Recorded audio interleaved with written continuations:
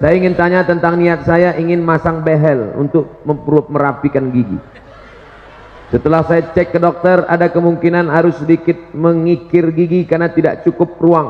Bagaimana pendapat Ustadz tentang hal ini? Merubah yang tidak layak menjadi layak, boleh. Merubah yang tidak normal jadi normal, boleh. Ada jenis-jenis orang yang punya gigi, kalau dia senyum, kita malah takut. Hehe, gitu. Nah, yang begitu itu boleh dia robah. Tapi yang sudah bagus, yang sudah normal, malah diotak-atik sehingga menjadi abnormal, masuk dalam kategori 5 hadis riwayat dari sahabat Nabi as-sahabi al-jalil Abdullah ibnu Mas'ud radhiyallahu anhu.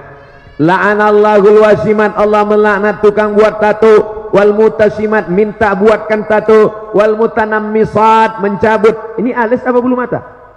Mencabut alis, mengotak-atik alis, wal mutafallijat, mengotak-atik gigi, wal mughayyirat, yang kelima, lil husni, merubah ciptaan Allah untuk merasa lebih cantik. Setan mempermainkan dia. Kata setan, masukkan kresek ke wajahmu, dagu panjang, isinya kresek.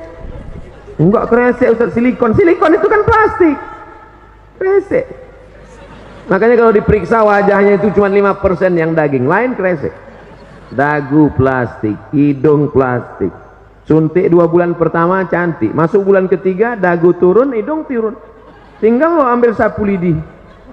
Nenek sihir. Sampai ini apa nama yang di ujung ini? Bulu mata. Ini pun plastik juga, lentik, plastik. Ada orang bakar sampah, layu. Panas. Apa ini? Biarlah engkau cantik karena bekas air wudukmu. Engkau cantik karena cahaya Al-Quran dari matamu. Engkau cantik karena bekas solat tahajud. Siapa yang solat tahajud di waktu malam, cahayanya dijaga Allah sampai di waktu siang. Loh, itu anak alumni Darul Quran Mulia itu kok bercahaya wajahnya? Iya, bekas air wudhu. Emangnya aku tayamum? Nah, sebab itu maka orang yang selalu mengotak-atik wajahnya, sobek di sini, suntik di sini, isi di sini, itu dipermainkan setan. Wala udillannahum, aku sesatkan, wala umanniyannahum, aku buat mereka berilusi, berhalusinasi. Engkau makin cantik, engkau lebih cantik, engkau lebih cantik. Tapi sebenarnya dia saja yang merasa cantik, orang melihat dia malah takut. Saya melihat orang bagi operasi-operasi itu malah wajahnya mengerikan, menakutkan. Coba lihat di internet contoh beberapa artis barat, bule, yang wajah di hari tuanya amat sangat menakutkan akibat dari merubah-rubah ciptaan. Tapi kalau hanya memperbaiki dari yang tak layak menjadi layak, face off bagi yang kebakaran, na'udzubillah, habis kena api, maka dioperasi menjadi layak, boleh, tidak termasuk dalam wal mughayyirat lil husni. Bagaimana menurut Ustadz tentang kebijakan baru, yaitu nikah minimal harus 19 tahun dan harus ada sertifikat siap nikah terlebih dulu dengan mengikuti pelatihan 3 bulan.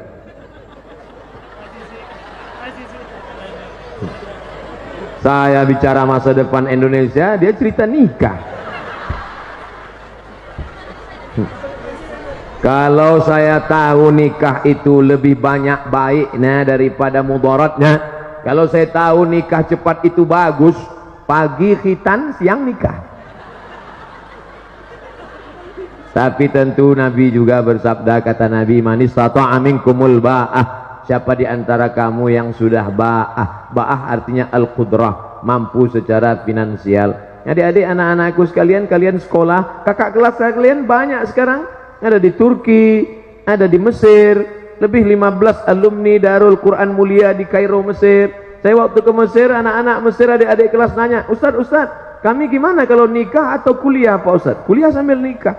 Terus makannya gimana? Subsidi silang. Kamu dapat kiriman kan? Iya. Kamu dapat kiriman? Iya. Gabungkan APBD-nya. Cari yang siap dari nol. Di pom bensin dong Ustadz. Adinda, Aa kan lagi belum kerja nih. Siap nggak makan sehari denganku? Jangankan semakan sehari, Senin Kemis aja kita puasa, kata dia. Tapi jangan lama-lama, gitu. Nah, oleh sebab itu perlu kesiapan mental. Masalah perlu sertifikat sebelum nikah, ini memang dari dulu saya ngomong ke Bapak Kepala Kantor Wilayah Kementerian Agama Provinsi Riau dulu, namanya Pak Dr. Asyari Nur.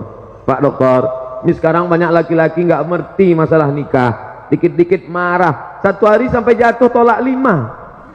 Pagi kopi terdatang lambat datang, tolak 1. Sambal terlalu pedas, tolak 2. Gulai kurang garam, tolak 3. Nggak ngerti dia masalah nikah. Jadi Pak, kata saya waktu itu, gimana kalau kita buatkan 20 SKS, orang yang mau nikah ini dibuatkan kursus pranikah. Setelah dia ngerti masalah pernikahan, akidahnya mantap, bisa jadi imam, baru dia boleh nikah. Bagus, setuju. Jadi program ini tinggal diisi saja, dibuatkan. Tidak boleh menikah sebelum ikut kursus bisa baca Quran. Setuju? Supaya dia bisa jadi imam. Bayangkan kalau suaminya tamat Darul Quran mulia, Masya Allah. Di tengah malam itu dia akan membangunkan istrinya. Wake up my darling, wake up my honey. Karena dia tiap malam tahajud di Darul Quran.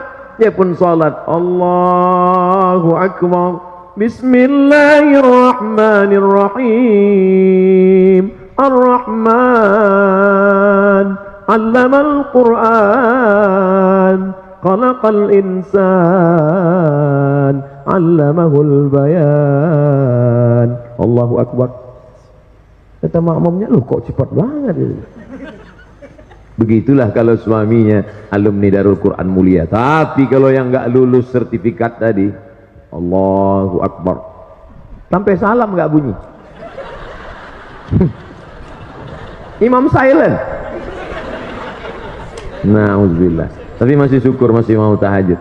Nah, jadi ini kita isi saja. Pelatihan 3 bulan bagus, tapi isinya harus diisi dengan pesan-pesan Islami. Suaminya pandai baca Quran, suaminya mesti sholat, ngerti masalah hukum tolak, rujuk, li'an, khulu, ngerti masalah pembagian harta warisan. Ini banyak sekarang anak-anak kita yang perempuan ditipu, dibodohi sama suami yang nggak ngerti agama ini. Istriku, sejak kamu jadi suami, sejak kamu punya suami aku, maka segala surat tanahmu, surat mobilmu, semuanya milik aku, karena sorgamu di bawah tapak kakiku. Ini pembodohan luar biasa. Oleh sebab itu 3 bulan pelatihan ini harus diisi dengan nilai-nilai kebangsaan, nilai-nilai keagamaan. Maka ini bagus sekali.